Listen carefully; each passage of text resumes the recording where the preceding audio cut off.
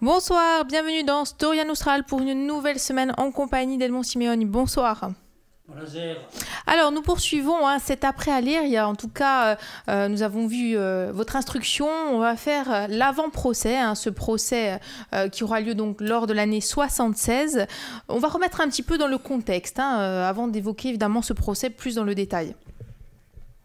Oui, alors quand après à lire, bien entendu, c'est une commotion très très forte en Corse et à l'extérieur, où l'opinion publique, non pas corse, elle est prévenue, la diaspora depuis longtemps, mais je parle en Europe et ailleurs, on est extrêmement surpris de cette irruption violente de la question corse, qui est soit méconnue, soit assez maltraitée dans les médias internationaux.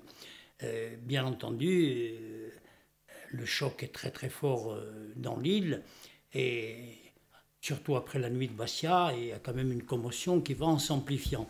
Et là, quand même, ça donne un regain de force extraordinaire à la revendication par le fait que toute la presse corse, française et même européenne se penche sur le dossier corse, une somme d'interviews incalculables faites par mes camarades pendant que je suis moi-même en prison à Paris.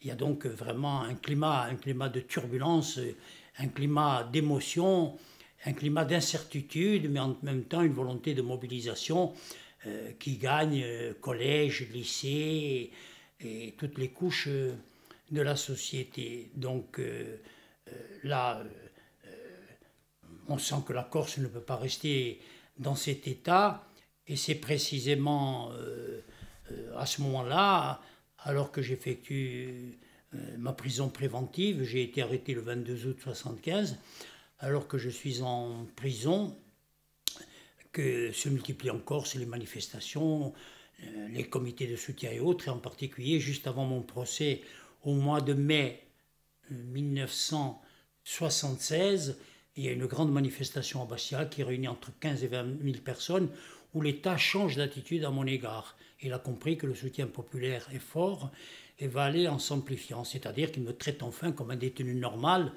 et non plus dans un esprit de revanche, de méchanceté et véritablement de haine. Donc ça marque un tournant, et c'est à ce moment-là que naît le FLNC. Alors, pour revenir sur la création du FLNC, on voit donc qu'il y a la partie finalement émergée de l'iceberg qui est ces manifestations, ce soutien populaire, la diaspora aussi qui se mobilise, on l'a souligné la semaine dernière. On imagine que d'un point de vue politique, pendant ce temps-là, la réflexion mûrit pour en arriver finalement à la création du FLNC. Alors la situation politique mûrit d'abord parce que quand même ça fait maintenant en gros depuis 1965 que nous sommes sur le terrain, qu'il y a déjà une décennie, qu'on a beaucoup travaillé, qu'on a déjà internationalisé, prévenu l'ONU, l'UNESCO, le pape, etc. Et puis en même temps, il ne faut pas oublier qu'il y a quand même 3 mouvements clandestins d'importance pas très très grande, mais quand même significative. C'est d'abord un comité corse pour l'indépendance, et ensuite un mouvement qui est un mouvement de jeunes, qui est un mouvement pauliste, et puis ensuite vous avez le FPCL, qui se livre à des attentats sur un fond de radicalisation à l'arrière-plan, ou alors de façon explicite, et revendiquer l'indépendance de la Corse. Donc les idées mûrissent. Sur le continent, il ne faut pas oublier que dès que je suis arrêté, commence à l'instigation de nos camarades, en particulier Max Simeoni, Jean Mannarini, Franck Julian et d'autres, une grosse campagne de sensibilisation internationale, mais surtout dans la diaspora. Et c'est à ce moment-là que le FLNC fait irruption, et fait irruption de façon publique, avec une apparition d'hommes en armes, d'hommes cagoulés, avec un choix extrêmement clair, avec un ouvrage qui théorise ses propositions, l'indépendance, moyen de lutte, la lutte armée, et sans aucune concession. C'est donc, je dirais, une rupture radicale par rapport à la revendication d'autonomie que nous formulions, nous. Mais quand même, notre position a souffert d'une grande ambiguïté, dans la mesure où politiquement c'était bien dissocié, mais au point de vue de l'action, j'étais quand même responsable d'une action qui était une action dure, puisqu'il y avait eu 2 gendarmes tués, donc d'une action de radicalisation. Et ça, c'est une situation qui a davantage servi le FLNC qu'elle nous a servi à nous pendant 2 ou 3 ans. Alors, ces groupes, justement, clandestins qui existaient avant la naissance du FLNC étaient, on peut le dire, peut-être assez étaient basés sur certains territoires, n'avaient pas finalement cette vocation qu'avait le FLNC à englober l'ensemble de la Corse. Oui, alors le comité corse pour l'indépendance était surtout basé en Haute-Corse, avec quelques petits prolongements en Corse du Sud. Il y avait ensuite le mouvement pauliste qui était essentiellement en Haute-Corse, et il y avait le FPCL qui, lui, quand même, avait commencé déjà, je dirais, à se répartir sur l'ensemble du territoire insulaire. Il y a eu quand même de nombreux attentats et une détermination à toute épreuve, mais il n'y avait pas encore de structuration. Et si vous voulez, tout cela, est-ce que c'est de façon explicite ou implicite, je ne le sais pas, l'histoire l'établira. Tout ce courant-là s'est regroupé pour constituer le Front de Libération Nationale de la Corse. Merci beaucoup Edmond Simeoni, on se retrouve dès demain pour une autre émission Votre Compagnie. À demain, merci. Bonsoir, bienvenue dans Storia Nostral pour une nouvelle émission en votre compagnie. Nous sommes mardi, nous sommes sur Alta Frequenza et nous sommes en compagnie toujours d'Edmond Simeoni. Bonsoir. Bonsoir. Alors nous avons hier évoqué cette naissance du FLNC qui survient donc en mai 76. Donc on l'a vu, c'est un cheminement long puisque finalement les mouvements clandestins existent depuis le milieu des années 60. On peut le dire. Il y a eu de nombreux attentats aussi qui ont été perpétrés justement jusqu'à la création du FLNC. Quand le FLNC finalement se met en place, quels sont ses buts? Quelles sont ses volontés? Est-ce qu'il s'inspire aussi d'autres mouvements de libération oui, qui existaient dans d'autres pays? Le FLNC, manifestement, a beaucoup lu l'histoire contemporaine et puis puise son engagement, je dirais, dans la nature du combat corse, dans la genèse de la nation, dans la libération avec Pascal Paoli, dans la soumission après la défaite de Ponte-Novo.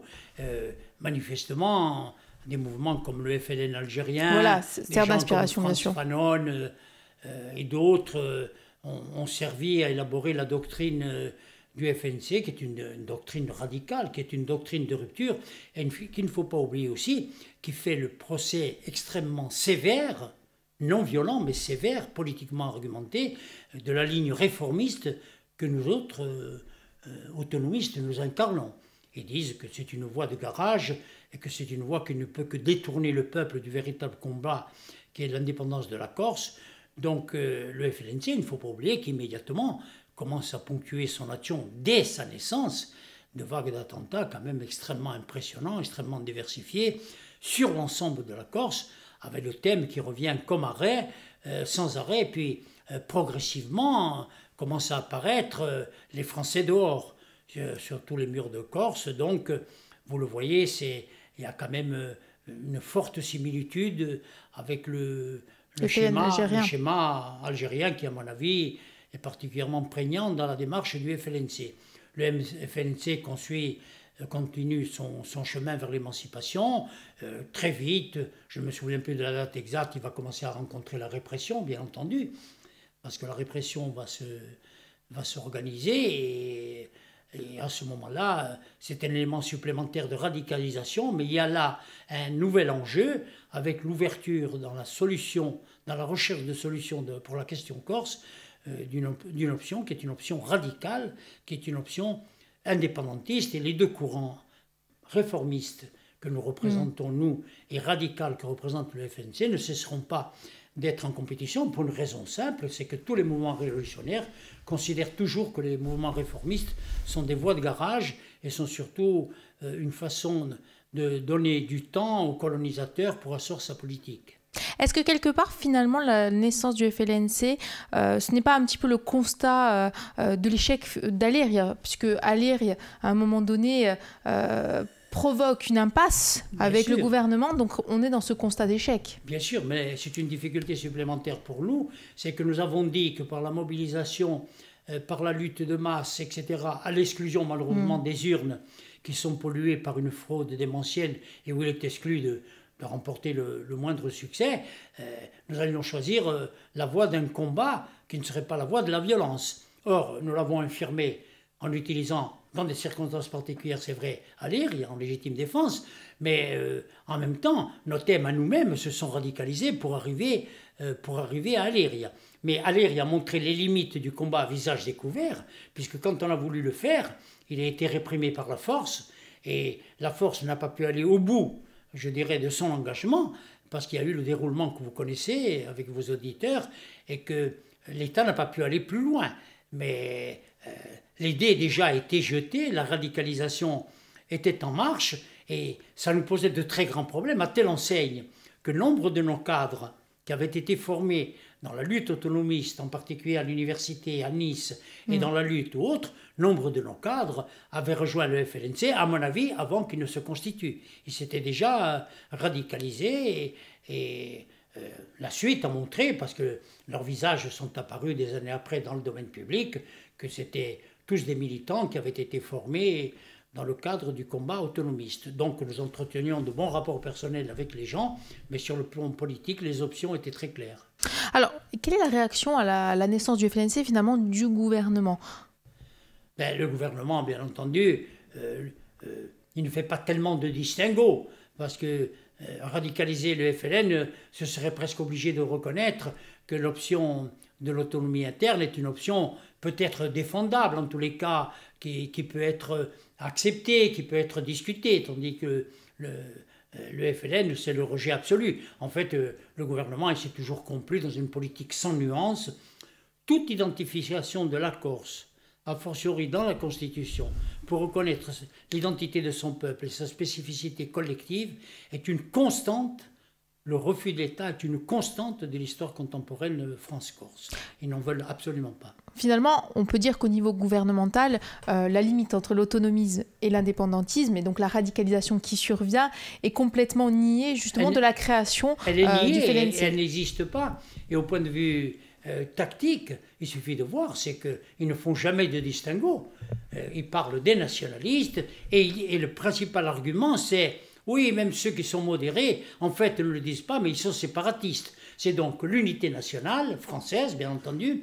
C'est donc la lutte contre le séparatisme, autonomie et nationalistes radicaux du FLN. Il ne faut pas oublier que le FLN est quand même représenté par des organisations légales. À telle enseigne qu'on a dit qu'il était la vitrine déjà des différents mouvements, que ce soit des mouvements politiques ou des mouvements même syndicaux, en particulier dans les chambres de métier, qui ont épousé la thèse de l'indépendance. Ce pool s'est constitué sur une base bien définie, avec un fond d'attentat extrêmement important. Edmond Siméon, merci, on se retrouve demain. Merci, au revoir. Bonsoir, bienvenue dans Storia Nostral et pour cette nouvelle émission en compagnie d'Edmond Siméon. Bonsoir. Bonsoir. Nous sommes mercredi et donc nous sommes bien sur Alta Frequenza en compagnie d'Edmond Siméon. Nous avons évoqué hier la naissance du FLNC. On va parler finalement de son impact sur la population corse.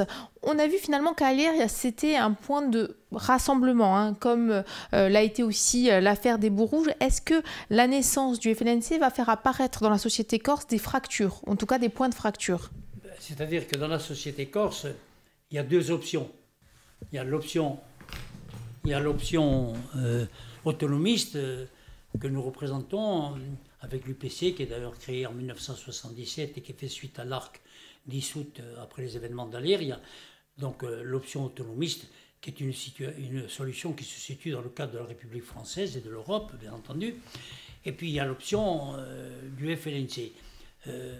Au point de vue du terrain militant, il y a déjà un distinguo très net, c'est que ce sont deux forces qui sont en compétition.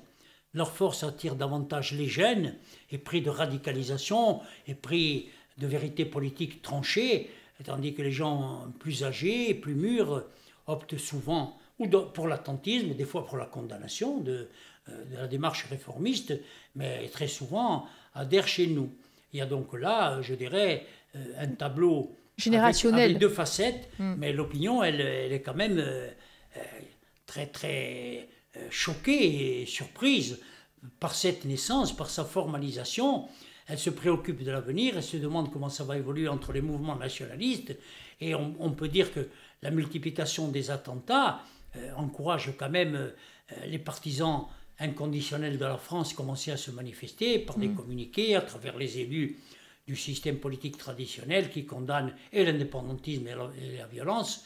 D'ailleurs, sans arrêt, ils le feront, tandis que l'opinion reste hésitante et pour l'essentiel est hostile à la démarche de radicalisation, comme le montreront toutes les démarches par la suite. Il y a donc là un grand choc pour l'opinion publique corse, mais aussi un signal d'alerte fort pour l'opinion publique internationale qui pense que la Corse rentre progressivement dans le moule des pays qui veulent s'autodéterminer. Alors, il y a aussi donc au niveau des élus traditionnels et des jeunes élus, enfin des futurs élus, en tout cas des jeunes impliqués en politique, une ligne de fracture très importante qui est en train dans ces années-là de se construire, c'est-à-dire un rejet finalement par les élus dits du clan de toutes les idées, que ce soit au niveau de la langue, au niveau de la culture, au niveau du patrimoine et au niveau politique, qui sont forcément rejetées, voire honnies. Alors, ce qu'il faut savoir, c'est que le système politique traditionnel, dont les méfaits historiques sont connus et ne sont niés par personne, à partir de ce moment-là, non seulement il n'avait jamais rien fait pour la langue, la culture, le patrimoine, même pas faire appliquer les lois françaises en la matière, par exemple la loi d'Aixonne qui reconnaissait le basque, le breton, le catalan, l'occitan, avait des statuts mineurs, mais tout de même, mais il n'avait rien fait pour que le Corse soit inclus dans cela. Bien entendu, ils n'ont jamais participé à la moindre revendication pour l'université, ils ont été absents de tous les combats, et à partir du moment où il y a eu l'affaire d'Aléria, avec un fort concours populaire et en même temps la naissance du FLNC, ils sont entrés dans une position beaucoup plus offensive, c'est-à-dire que le clan Jacob et le clan Roccaser ont été carrément totalement opposés à toutes les démarches qu'ils amalgamaient dans une démarche tantôt séparatiste, tantôt irrédentiste. Il y avait donc là absolument aucun compromis, mais au niveau de la population quand même, le rejet n'était pas aussi marqué que les chefs l'auraient voulu, quoi. On peut par exemple souligner que l'université a été un point de crispation, notamment pour les élus traditionnels, les élus du clan, c'est-à-dire que finalement, ils ont laissé aussi traîner, puisque cette université ne s'installe qu'en 1981, alors que depuis le début des années 70, des démarches sont entreprises justement pour la fonder. La lutte de l'université, on en a déjà parlé, elle commence à 70 à Paris avec groupement corse, je pense que c'était l'Union Corse l'Avenir, et puis ensuite elle se prolonge en Corse, et après elle devient véritablement pour nous le thème central de la revendication de toutes les luttes que nous menons sans arrêt pour l'ouverture d'universités à Corté, avec des gens dont le souvenir ne peut pas être oublié, monsieur et madame Jean-Jacques Albertine, surtout le professeur Ettore, les universités d'été, il y a un travail fantastique qui est fait, mais la classe politique a été totalement absente de la lutte pour l'université. Jacob, Roccaser et consorts, mais non seulement elle a été absente, elle a été totalement hostile à la création d'une université. Et là, Jean Tsoukaré, qui avait pris en 1967 la direction du PRG, a apporté toute la force de ses convictions et de son talent, y compris les autres, Pierre Pasquini, Bozzi, tout le monde, pour nous combattre, je dirais, de façon féroce.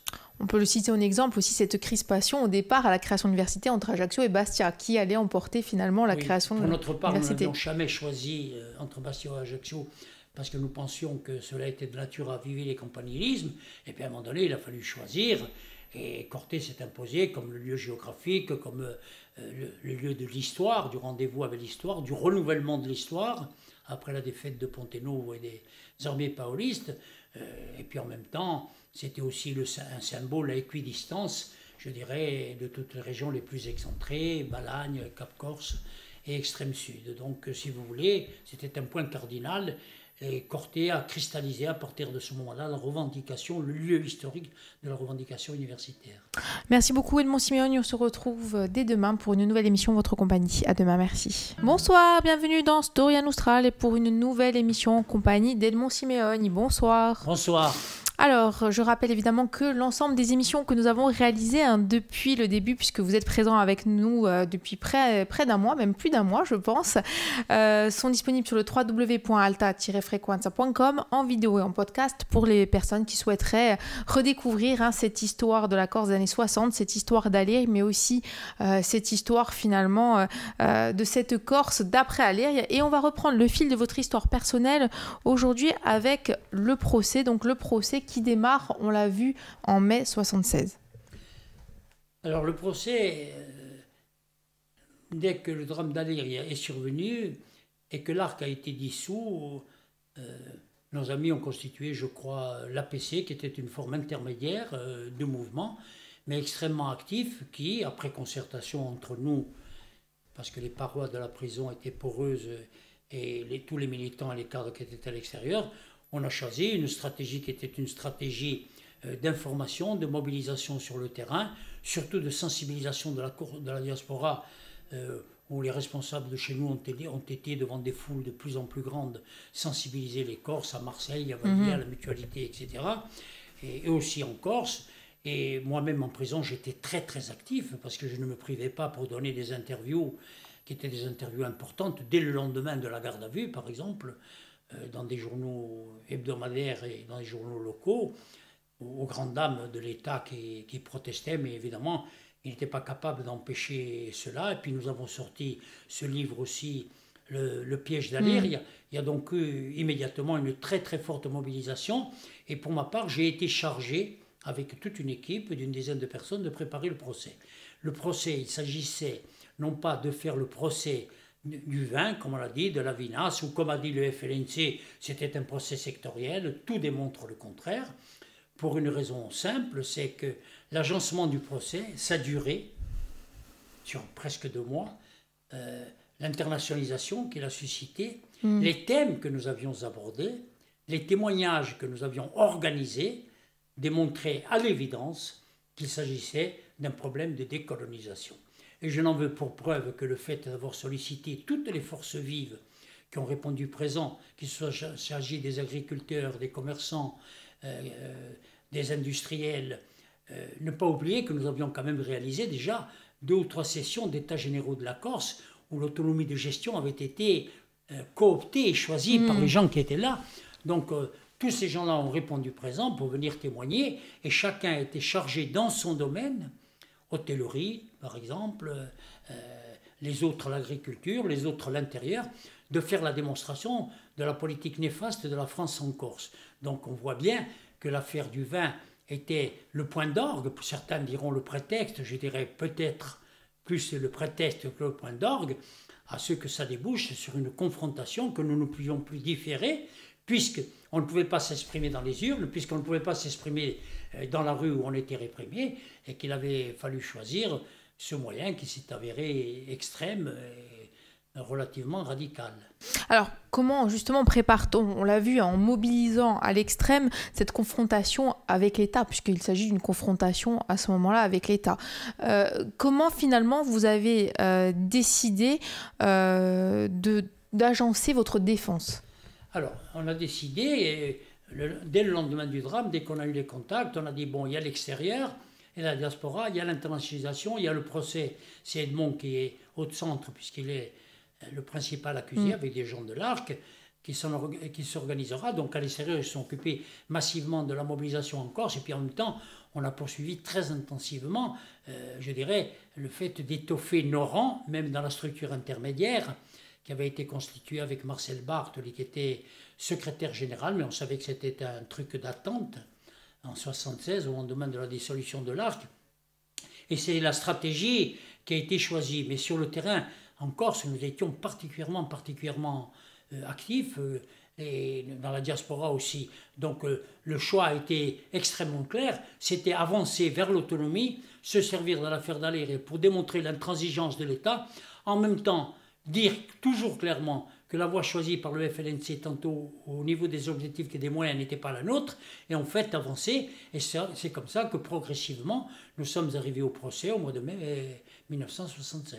La création du FLNC, justement, est-ce que ça a pesé aussi dans la balance lors du déroulement du procès ? Non, ça n'a pas pesé dans la balance directement, puisque on voit bien que en 1976, le procès commence et c'est le moment où eux se révèlent, mais c'est en même temps l'antithèse, c'est-à-dire c'est l'échec. Pour les nationalistes radicaux, c'est l'échec de la démarche réformiste. Pour l'État, c'est la certitude et la démonstration, à mon avis erronée bien entendu, qu'il y a confusion et que tous les nationalistes sont à mettre dans le même sac. L'amalgame est là en fait. Voilà. En fait, il y a un amalgame total de la part de l'État.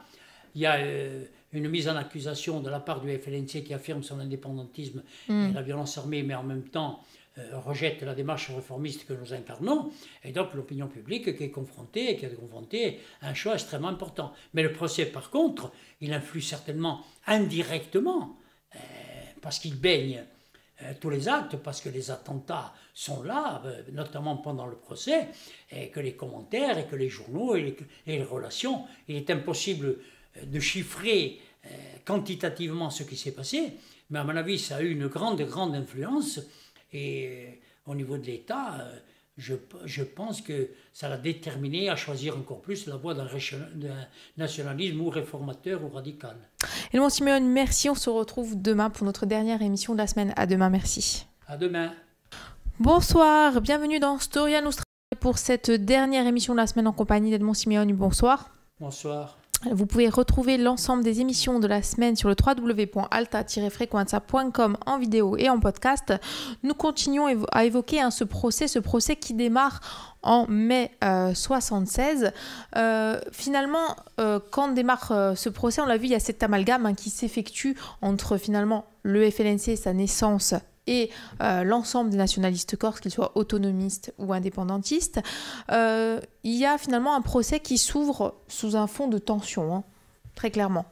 C'est-à-dire que la situation en Corse a atteint des sommets de radicalisation, avec Aliria, avec l'affaire de Bastia qui lui fait suite, avec la naissance du FLNC, et on est donc dans un climat qui est un climat extrêmement difficile, tendu, émaillé d'évolutions sur le terrain, c'est-à-dire que nous, on se radicalise de plus en plus dans des manifestations, et le FLN augmente sa pression en ciblant des administrations, en ciblant l'État, en ciblant les maisons de continentaux. On est donc quand même dans un climat qui est loin d'être apaisé, avec en toile de fond la revendication très forte concernant l'université, le peuple corse ou autre. Mais en même temps, c'est aussi l'occasion d'un désamalgame permanent entre les deux forces et la mise en accusation du mouvement réformiste.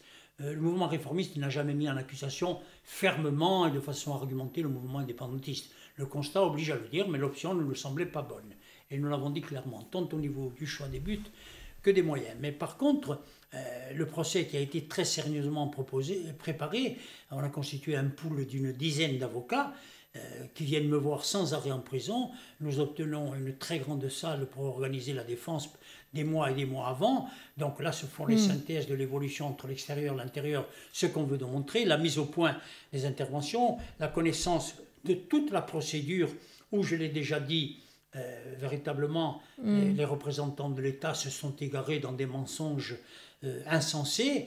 Et donc, il y a eu la préparation qui fait que le procès va s'ouvrir pour nous dans de bonnes conditions de sensibilisation, dans un climat qui est extrêmement sévère, puisqu'on me rappelle sans arrêt à la Cour de sûreté de l'État qu'avec les différents chefs d'inculpation, prise d'otages, atteinte à la sûreté, etc., j'encours 3 fois la peine de mort.